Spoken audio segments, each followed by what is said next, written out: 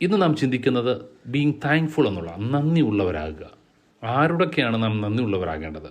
ഒന്ന്, നമ്മുടെ ദൈവത്തോട് നമുക്ക് നന്ദിയുള്ളവരാകാൻ കഴിയുക.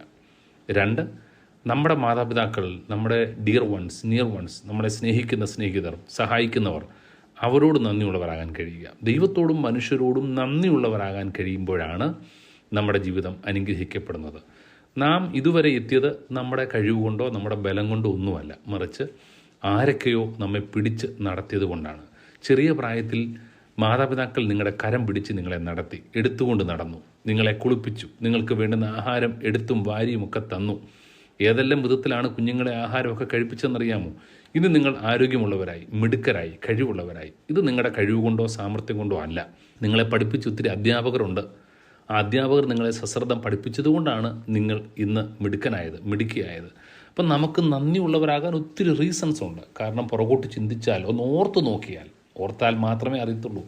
എത്രയോ സാഹചര്യങ്ങൾ നമുക്ക് ഓർക്കാൻ കഴിയും. മരണത്തിൽ നിന്ന് പോലും നമ്മെ വിടുവിച്ച ആളുകളുണ്ട്. നമ്മൾ പറയും ദൈവം വിടുവിച്ചത് ഒരാളിൽ കൂടെയാണ്, ഒരു സാഹചര്യത്തിലൂടെയാണ്.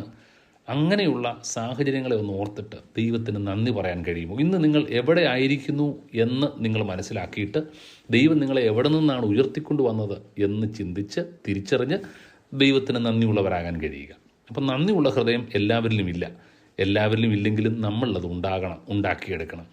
സാധാരണ നാം നന്ദിയുള്ളവരാകാതെ പോകുന്ന നമ്മുടെ വീടുകളിൽ ഭാര്യയോട്, ഭർത്താവിനോട്, ഇതുവരെയും നിങ്ങളെ പോറ്റിപ്പുലർത്തിയ ഭർത്താവിനോട്, ആഹാരം വെച്ച് തന്ന ഭാര്യയോട്, നിങ്ങളെ വളർത്തിയ മാതാപിതാക്കളോടൊക്കെ നന്ദിയുള്ളവരാകാൻ കഴിഞ്ഞെങ്കിലേ നമ്മുടെ ജീവിതം അർത്ഥവത്താകത്തുള്ളൂ. നിങ്ങളെ ചികിത്സിച്ച ഡോക്ടർമാർ, നിങ്ങളെ ശുശ്രൂഷിച്ച നേഴ്സുമാർ, നിങ്ങളെ വാഹനത്തിൽ കൊണ്ടുപോയ ആളുകൾ, ഇതെല്ലാവരോടും നാം നന്ദിയുള്ളവരായിത്തീരണം.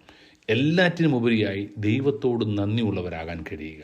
ഇസ്രായേൽ മക്കളുടെ ജീവിതത്തിലെ ഏറ്റവും വലിയ പരാജയം ദൈവത്തോട് നന്ദിയുള്ളവരായി അവർക്ക് നിലനിൽക്കാൻ കഴിഞ്ഞില്ല. ദൈവം ചെയ്ത ഉപകാരങ്ങളെ അവർ മറന്നുപോയി. വചനം പറയുന്നു, അവരുടെ ഉപകാരങ്ങളൊന്നും മറക്കരുത്.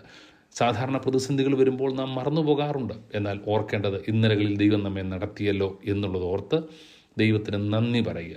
ഞാൻ എപ്പോഴും ഓർക്കുന്നുണ്ട്, 4ാം ക്ലാസ്സിൽ പഠിക്കുമ്പോൾ ഞാൻ വീണ് എൻ്റെ കാല് വയ്യാതെ 3 മാസം ഇരുന്നൊരു സമയം. അന്ന് തിരുമിക്കുകയൊക്കെ ചെയ്യുന്നൊരു കാലമാണ്. അപ്പോൾ എൻ്റെ മാതാവ് എന്നെ എടുത്തുകൊണ്ട് പോയി തിരുമിക്കുന്ന ഒരു സാഹചര്യം ഞാൻ ഓർക്കുന്നു. ഇനി നടക്കാൻ കഴിയത്തില്ല. 8 വയസ്സുള്ള എന്നെ എടുത്തുകൊണ്ട് 1 കിലോമീറ്റർ നടക്കുക, 1.5 കിലോമീറ്റർ നടക്കുക എന്ന് പറഞ്ഞാൽ വളരെ ദുഷ്കരമായിരുന്നു.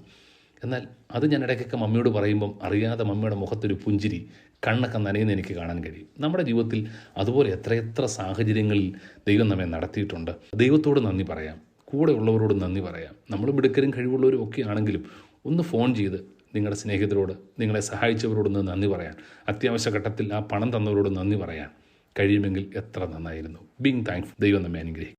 ഞങ്ങളെ വിളിക്കുവാൻ ആഗ്രഹിക്കുന്നവർ ഞങ്ങളുടെ നമ്പർ ശ്രദ്ധിക്കുക: 988-022-1957.